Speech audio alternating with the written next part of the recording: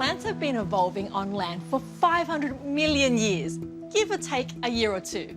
That's a lot longer than you and me, and they've evolved to live in very particular light conditions.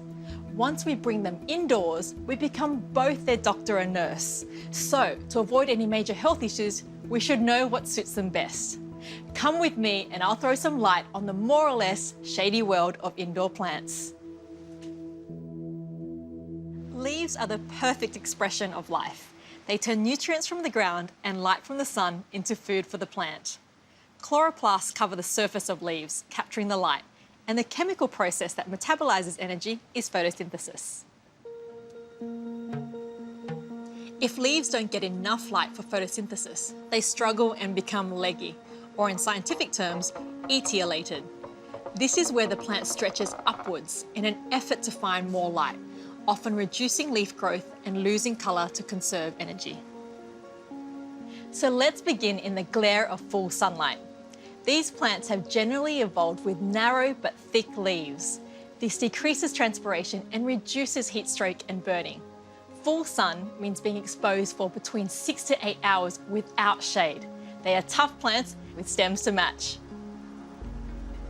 Examples of these plants include cacti, succulents, and crotons. These plants need a lot of light, and levels outside are much stronger than indoors. So, unless you have a sunroom or a big north-facing picture window, they'll struggle and start to look a little droopy, dried out, and even change colour like crotons. But if you've got the right spot and they're leaning flat against the window, loving the sunlight, rotate them every few weeks to even up their growth.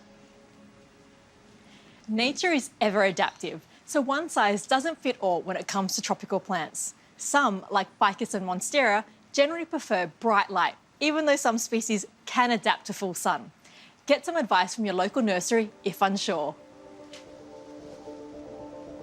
And if you're struggling to find more light indoors, grow lights are a great idea, or mirrors.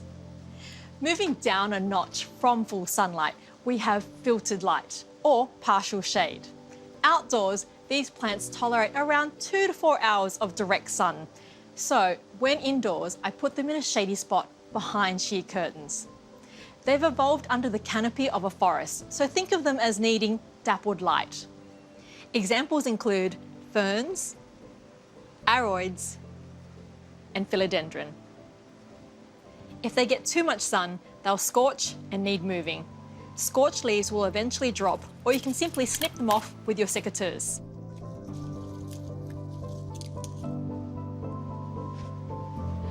Low-light plants are the chilled members of the family. They take their time and have evolved to be slow growers, requiring less sunlight. These shady characters include the snake plant, alocasia, peace lily, aphelandra, begonias, and the ZZ plant. Low light doesn't mean no light. Indoors, keep these plants a few feet away from the window or in a shady aspect of a room.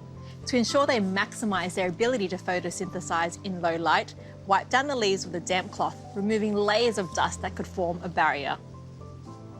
When you bring plants indoors and wonder why they aren't doing too well, take into account their millions of years of evolution in nature and give them the light they need.